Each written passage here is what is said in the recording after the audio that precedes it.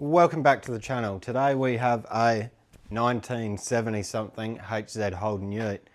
Now, depending on how I titled this video in the thumbnail, this car 20 years ago was a father and son project that got abandoned for some reason, which is really sad.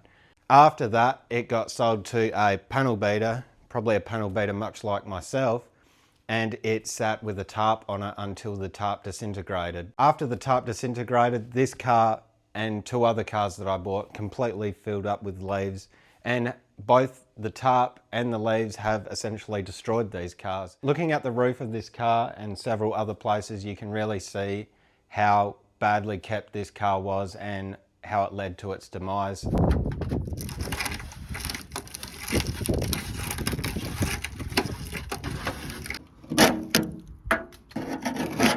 that a little, or is it?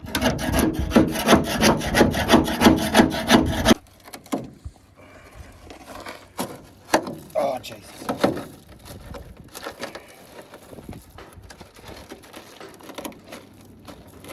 I've got my fingers stuck in there.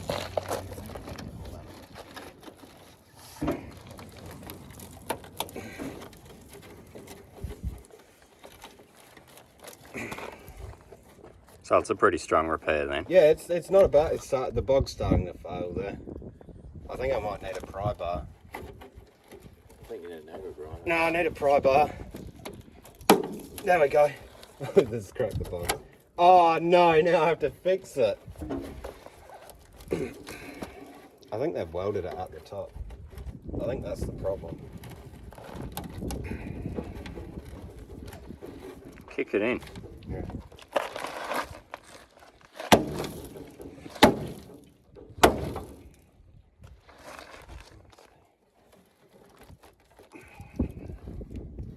I think that can stay in there. I'll just bog over it. Where it's not. I'll just grind out the cracks and bog it again. This is how a panel beater fits a panel. Yeah, that's not real groovy. Now, when I bought this car, I bought it under the assumption that it had no tags, VIN number, whatever you want to call it. Luckily for me, the father and son who did this car prior to the guy that I bought it from bagged and tagged everything, and the first box I looked in had the tags in it, had the number plates and the registration details. So this car can be saved. It's not just a parts car, which I was going to use it as initially. So let's dig into this thing and get it to run and drive once again in over 20 years. Now, looking in the car, the restoration that the father and son has done isn't to today's standards, but you think 20 years ago, you know, not everyone owned a welder and whatnot, so I'm not going to shame them for that. I mean, they probably did the best that they could. I have had to go through all the nuts and bolts just because they were full of leaves, rust, whatnot. I did actually only buy this car for the radio and the sun visors. But once I dug into this car and it was more than a parts car, I started getting really excited. As you can see, here's another one of those patches. You can't see it from this side, so good enough for me. The roof, I mean, this is what tarps do to cars. They ruin them. Now, digging into the front of this thing, it isn't your average low compression 202. If we go down to this side and check the casting mark, it is a 186. You can really see, you know, someone's dad influencing this 20 years ago. You know, 186s are better than 202s, and he's exactly right, and it gets even better. This is a 186S, so this has the forged steel crank opposed to the cast nodular, so it's got a lot of good bits in it. It's got a big rad, big sway bar. It is still column shift auto. I'm not too upset about that. I like my column shift auto. You can really see that these guys really went for it with this car. I mean, the firewall's painted, the underneath's really clean. It's got brand new tyres on it. They're knackered, but they're still brand new. Coming down here, obviously you can see that they're going to go for a acrylic paint job with the spray putty. Now, all this is breaking out. You can see it all along there. That's just because of how the car was kept. I'm sure this car 20 years ago would have looked really good. The lower rear quarter, I mean, you do have to replace this. You can't pick it up on camera, but this is very, very average and very warped. It was probably a good job 20 years ago though. The sill panel, that needs to be changed. I actually ripped most of this off by hand, but you know, it probably looked good 20 years ago, like I said. First things first, let's see if it's free. Oh, beautiful. That was compression. Cut the fuel line while we're at it. I don't want it picking up any fuel. Oh, it's got fuel in it, look at that. And it stinks. Get rid of the oil pressure sender. Put my fittings in. No tape. If it leaks, I know it's got oil pressure. And my gauge going on. Battery in. If this goes any further, I'll put an inner guard in it because I hate balancing batteries on chassis rails. Let's see how good this thing's gonna be. Oh.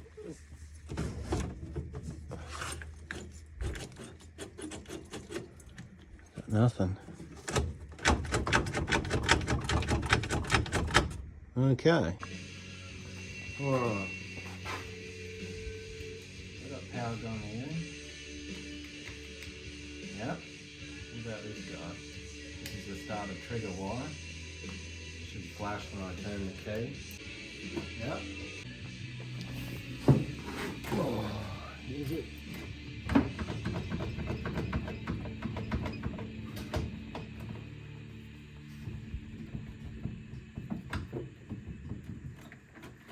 Oh, it's not that. Lower dash out, there's some interesting modifications, but if we look past that to where to this guy, which is two purples, you can't see it but you have to believe me, that is neutral safety and he's not plugged in, so that's why it wouldn't crank. And it was taped up because it was looped, so that would have started in any gear. So now I'm back to being confused. So what I'm going to do is use my starter button, which is hooked on everything. This bit goes onto the wiring.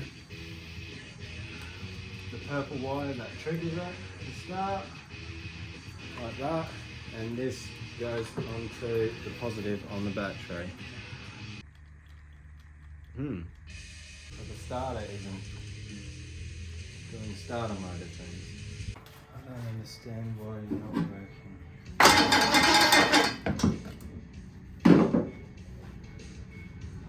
I think it's the starter.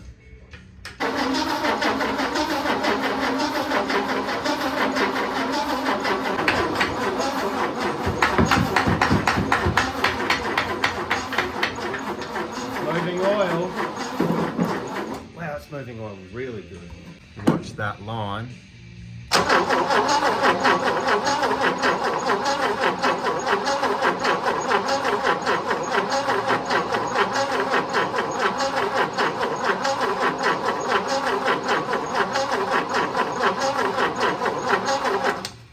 Alright, that's good enough for me. I'm going to kill my battery. Get rid of some stuff like that and that. Make it less of a fire hazard, and then we'll see for spark and put some fuel in it. So that white thing that was on the manifold, that was that's a piece of shit. All right, checking for spark. I'm going to need the key in the on position so the coil's getting power, and then we're going to jump down here. Points are right here, and we're going to listen and look for spark. And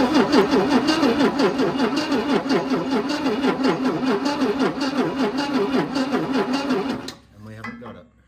Quick clean up and we... Things are going a bit too well for me with this thing, so I've decided to jack the back of the car up. Knowing my luck, it's in gear, and once I put some fuel in it, the trans pump is going to start working, and then it will just drive straight into Carl's car. So, rear end's in the air, just because of being paranoid, but let's see if it will do the thing. Also vacuum light. Near another vacuum light.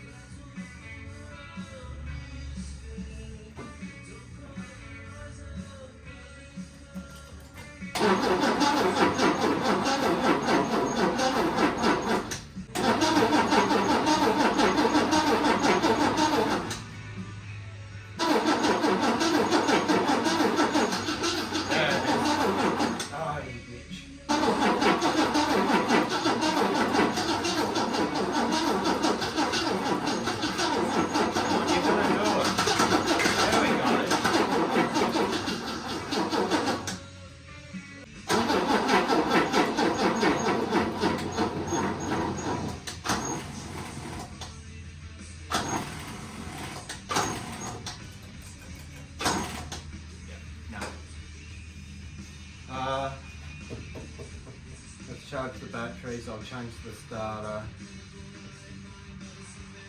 and I'll plug up some of these vacuum legs that I can see and hear. If you have a look here, the starter's nut and bolted. Now from factory, they should just screw into the bell housing. So I'm guessing that this has been stripped out and they've had to add a nut and bolt. These make this a nightmare. Starter's in. It's yellow because it's out of a genuine Sandman. Also put an inner guard in. Did the vac line. The other one went to the distributor. And now I'm gonna have a laugh because let's see what that's like. It's pretty clean. Let's dump some fluid into it and see if it'll pump up.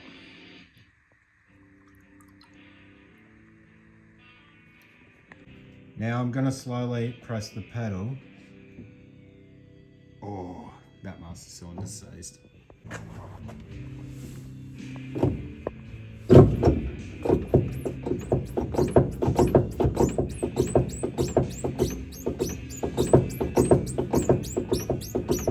Pretty sure that master cylinder's done.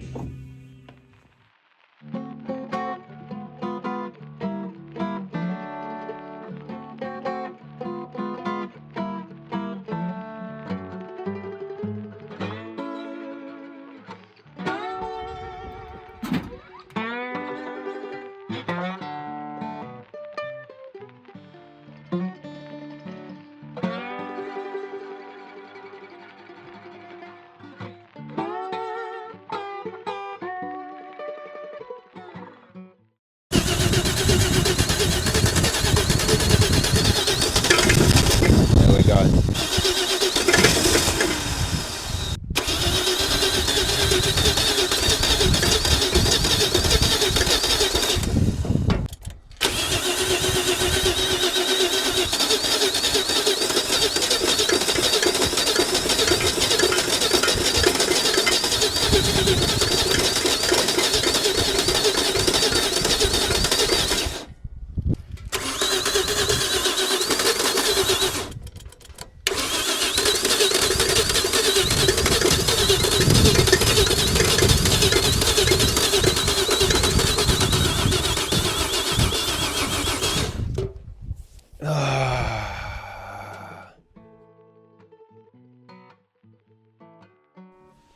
Working outside, in the dirt, in the wind, really brings me back to my grassroots of YouTube when I was first starting out.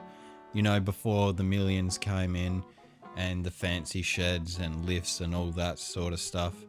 I don't know when that's supposed to happen, but I ended up doing the brakes in the dirt, in the wind, which is why I'm doing a voiceover. It was pretty straightforward. It needed new wheel cylinders, new shoes, and new drums.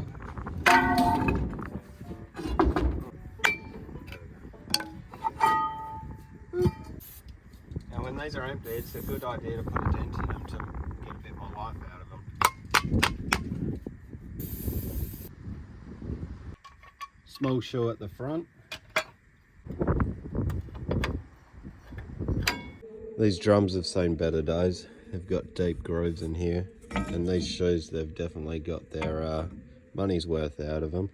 So probably a good thing I changed them now instead of later. While I was waiting for the battery to charge, I had a new fuel pump sitting there, so that's plumbed into that. Also I had a brand new starter, so I put that in while I was there. Squirters work, which is a good start, so let's give it another crack.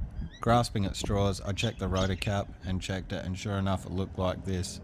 Once it was cleaned up, we had this happen.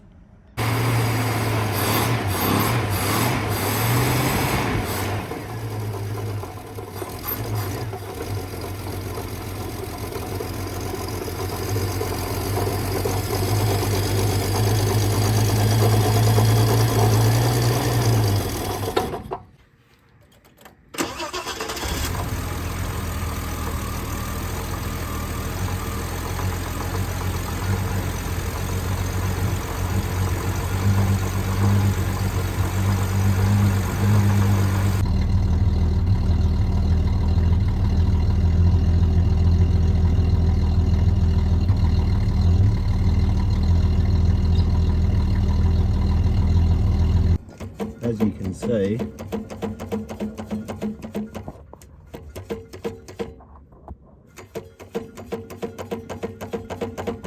that is that bottom end noise the car's making. Who would have thought a sticking float, a starter motor, dirty points, and a dirty rotor cap contacts would be prohibiting this thing from running? I think I'm new at this. I must be new at this. After shaming myself for struggling to get what would look like an easy engine to get running, I ended up wiring it back up to the key.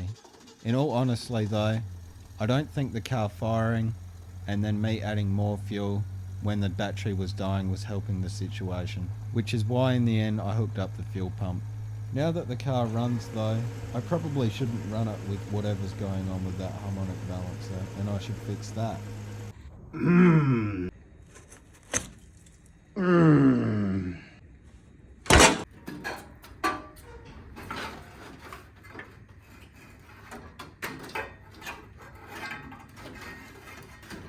Now we have some full frontal access. Let's dig into this balancer. It's definitely leaking. Let's cut the belt off first.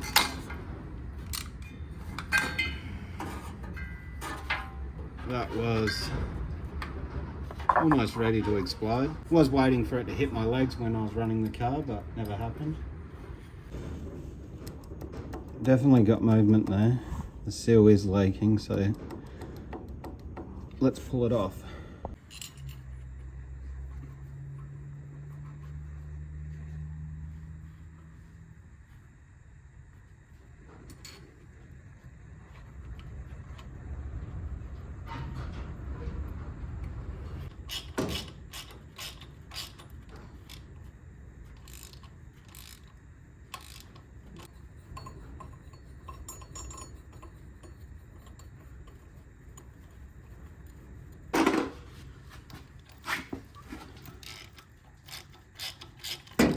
Ah, that's off. Okay. There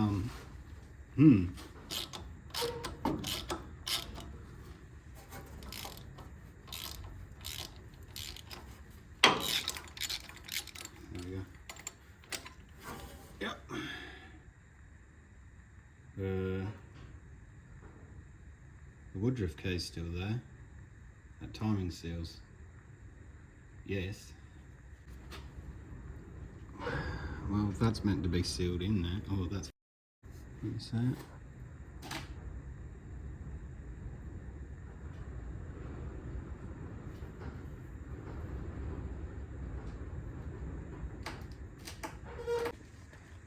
Well, it's off.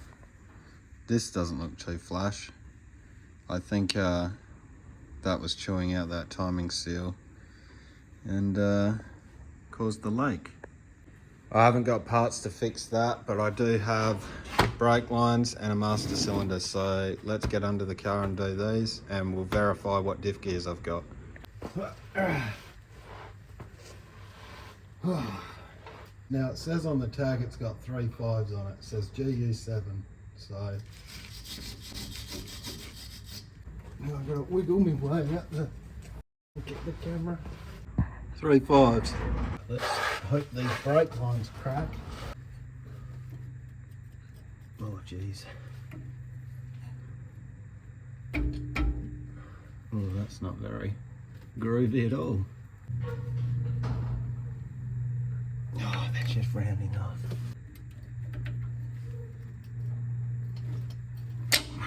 Yes.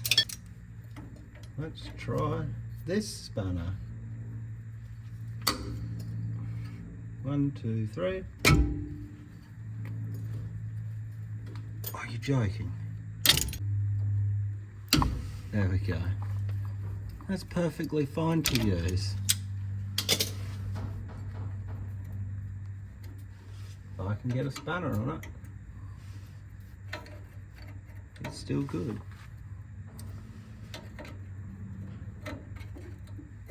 There we go.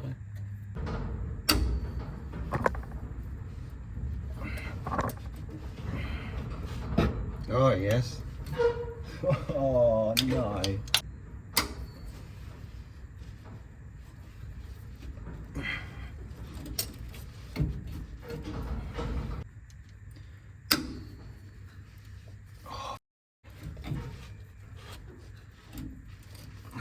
that's not very groovy at all. I'm thankful that that's not going in my eyes right now.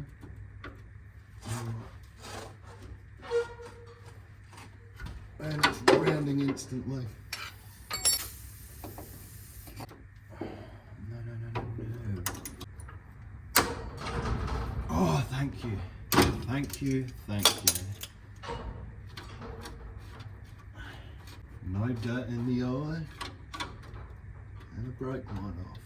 I'm a genius.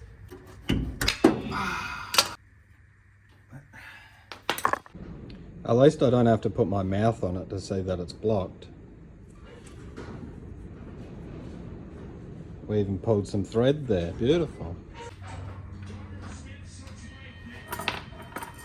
Sign.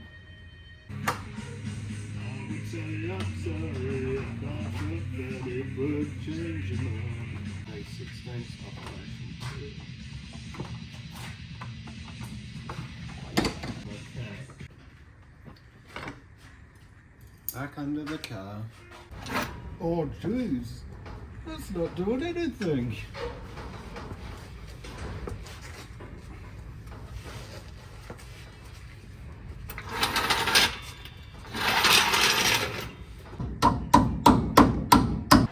With the rear brakes done, it was time to tackle the front calipers.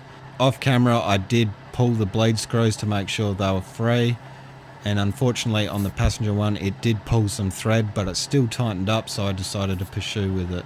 What I'm doing here is I'm trying to push the piston out with compressed air and then trying to retract it with the G-clamp, along with shocking the body of the brake caliper with the hammer. This normally frees up a piston even if it's stuck, but unfortunately with this one it needed a little bit more than that.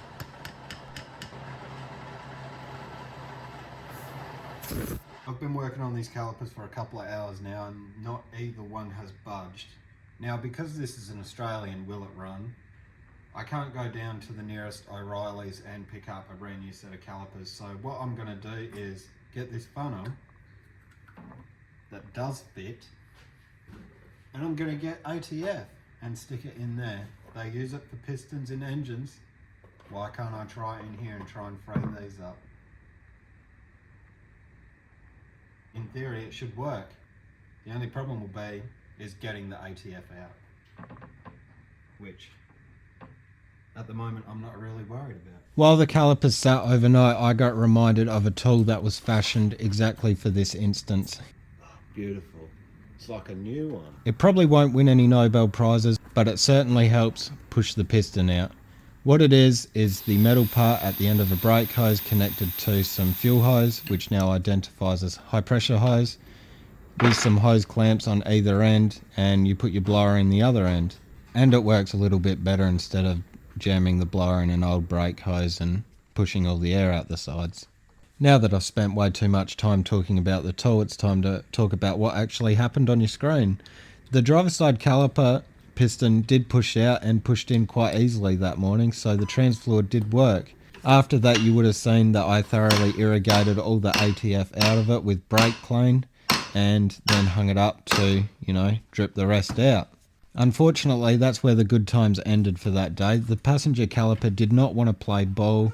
I spent a good while trying to push out the piston and push it back in, and it would not budge at all. Now, one thing you have to take in mind with this, every time I push air into the caliper, I have to release it somewhere. So I have to crack the bleeder screw, which took a little bit of thread out of it each time. That one's pulled the thread.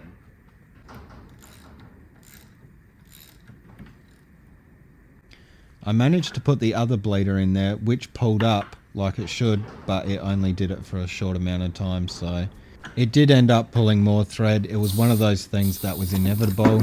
It was never going to be a happy ending with this brake caliper, and I never would have trusted it anyway or wanted to use it in a car. This was just for, science. So the thread's done in this one.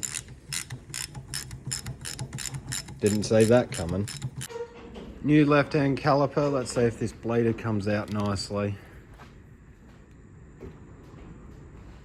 Oh boy, might be a two-hand job.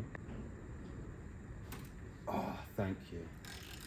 After leaving the caliper to sit and stew for a week while I went and did that thing called work that we all have to do, I came back the following weekend and tried to repeat the process, hoping that the trans fluid had freed up that piston.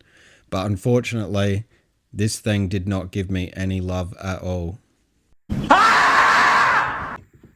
This isn't the brightest idea I've had all day, but it is the first idea I've had today.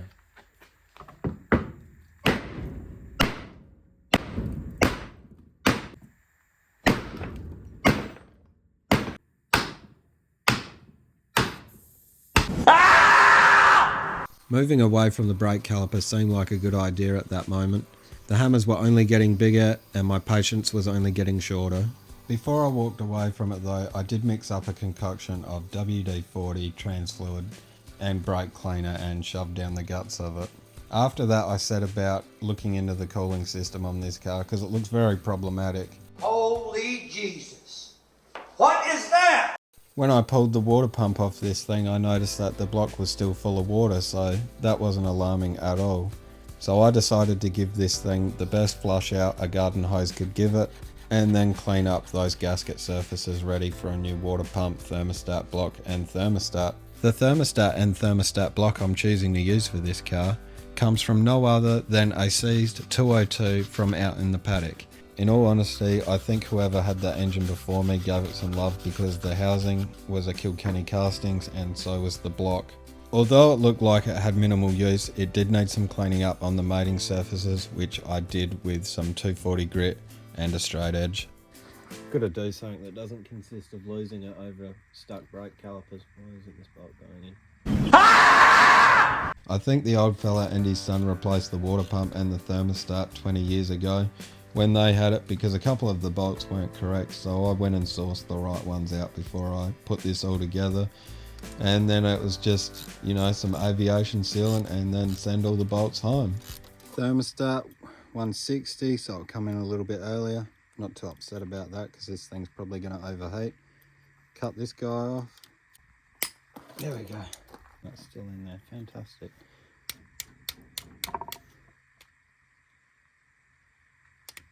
There we go. Alright, thermostat in.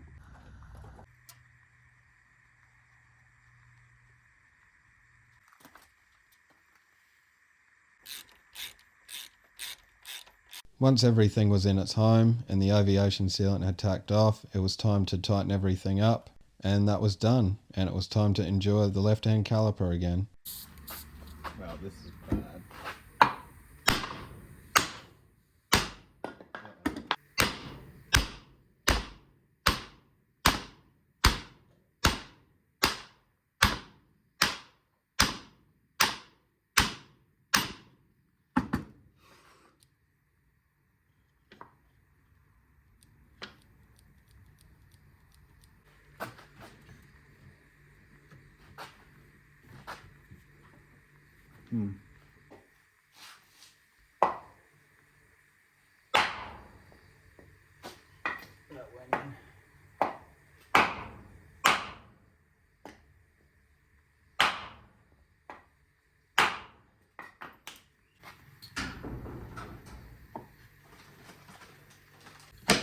Oh, that's beautiful. After fighting calipers all day, I really thought this would be the least of my problems.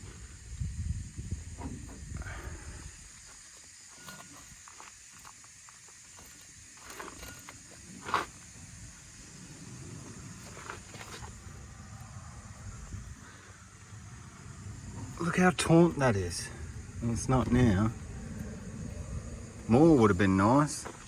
I usually get it from a guy called Just Brake Hoses, but he didn't have any of these in stock, so I opted to buy them elsewhere. Hopefully when the weight's on the wheels, these got a bit more slack, because that's terrible. Moment of truth. This is a used master cylinder, but it's a different one from the last one. Let's see if we can move some fluid.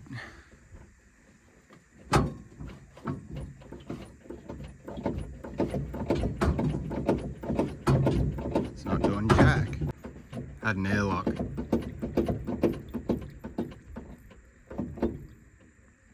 We are getting a pedal though.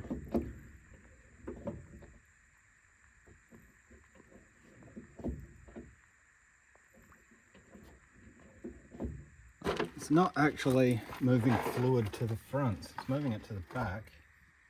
But try it this way.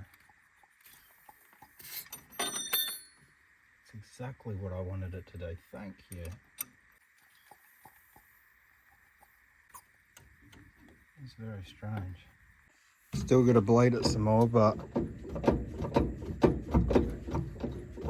I have a pedal. This is all that I've pulled out of it, and as you can see, it looks delicious. Woodruff key going in. It's the old one.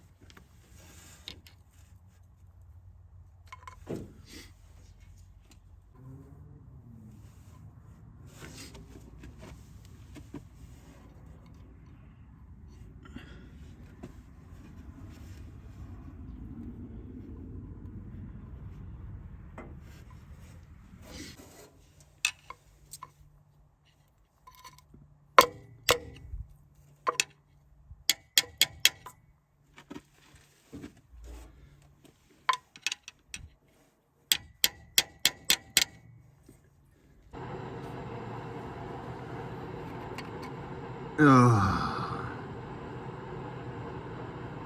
you are joking me. Oh, you idiot. That's why I didn't know, because it's still in there.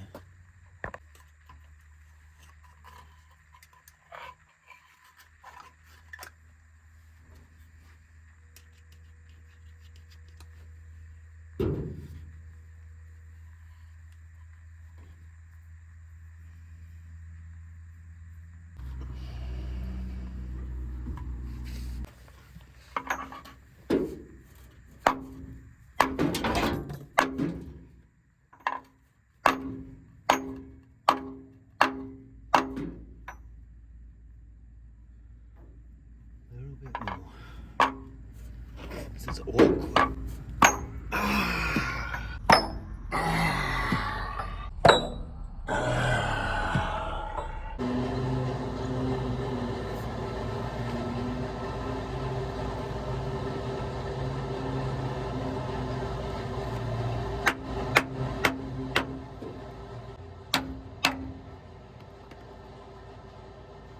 Fantastic. Once I'd finished seeing how hard I could hit my hand with a hammer, I chucked in the finest and cheapest $137 Chinese radiator I could find on eBay. Just about to talk China up, saying, you know, didn't have to drill any holes for the radiator. Then I went to put the hose on. Yeah, that outlet's way too big.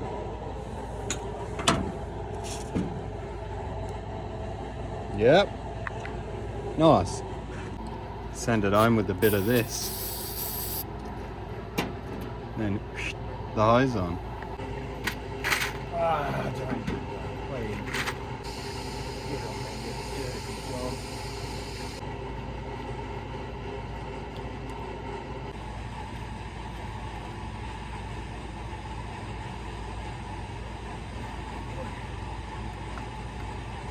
There we go. Putting some fluids in it. I'm going to add some coolant in there, probably not enough, and everyone will say that I'm doing it wrong, but I'm just going to put a little bit in there to give this some colour so that if I have any leaks I can easily spot them. Alright, I've got this much coolant, that's what's going in there. No more, no less. Actually probably less. I'll put a little bit in now, I'm feeling game.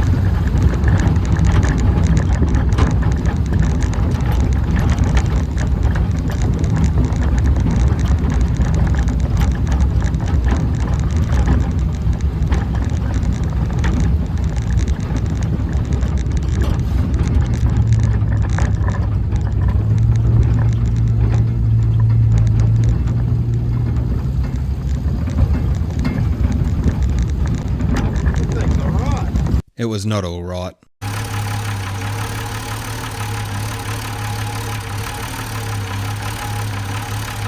Even though the engine made a suspicious knocking noise, only when it drove, ran and idled, it still behaved really well, so I figured it deserved an oil change still. And let's face it, it's not a will it run video without an oil change.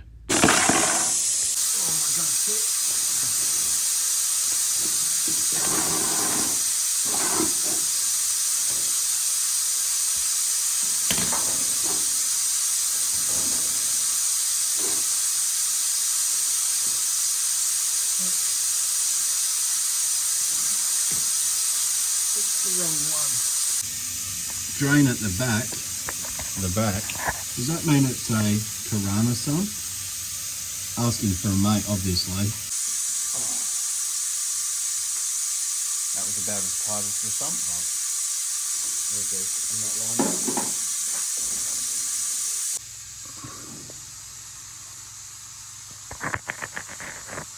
Come on, focus.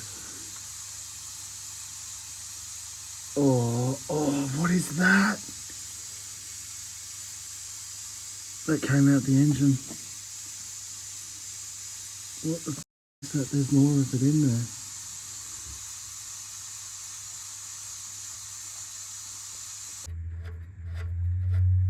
That's stripped.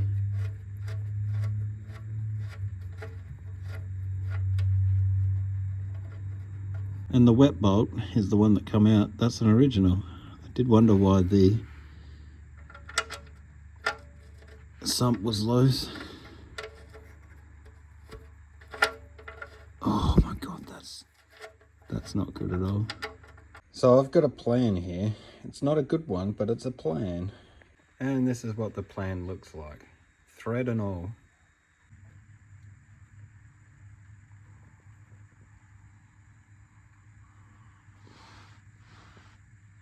Alright, that's going to sit overnight. I'll put oil in it in the morning. I've left myself a cute night.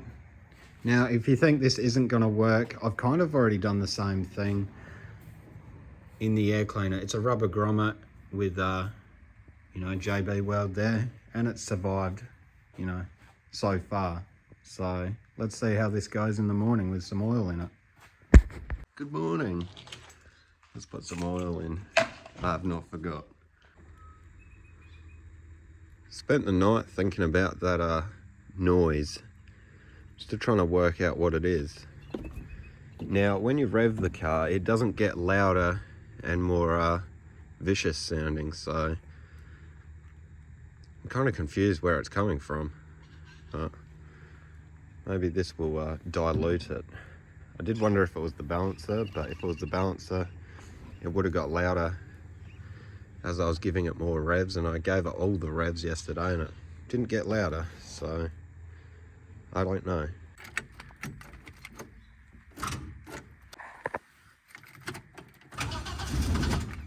Jeez.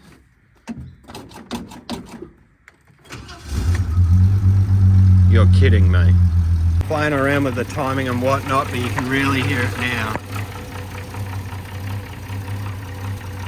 It's not a very good noise.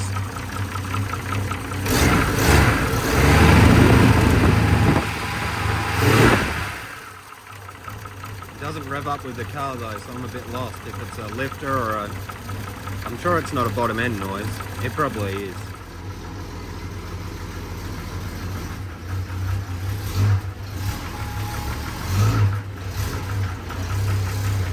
So I don't know what to do about this engine. It makes a noise, sure enough. It's not getting any worse, it's not getting any better. So I'm just gonna move on because I can't really diagnose something that's not getting worse or getting better. It's also not revving up when the engine revs up, so I'm kind of ruling out being at bottom end noise.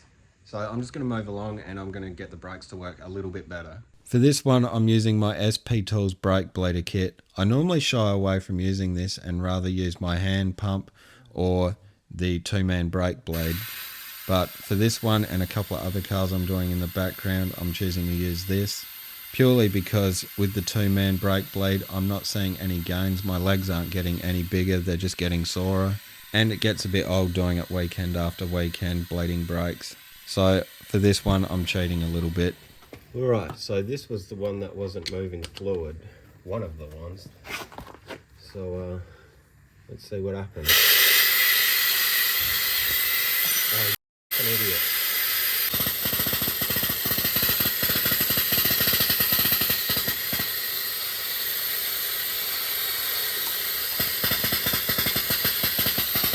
Alright, last one. You want to check your brake reservoir after doing this each time, because this machine will suck it dry very quickly, and then you'll be starting all over again, which is great.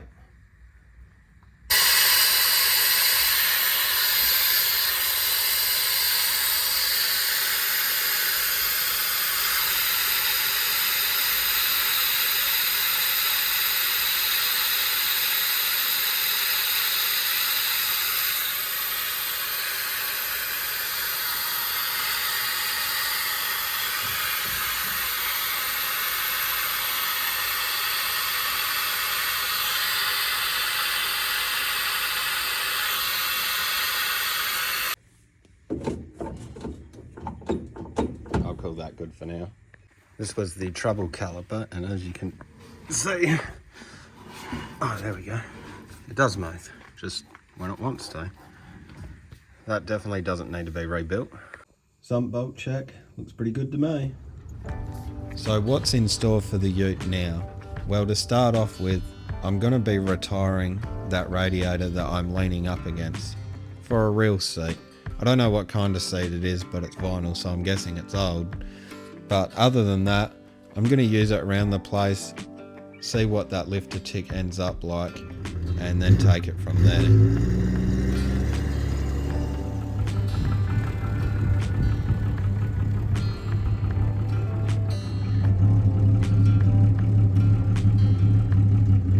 But if you ask me, this car deserves a second chance, so I'm going to clean this thing up and paint it. So make sure you subscribe to the channel and look out for another video on this thing, because I'm not done with this at all. So thank you for watching. Until next time. As always guys, thank you for watching. It's always appreciated, and I'll see you next one.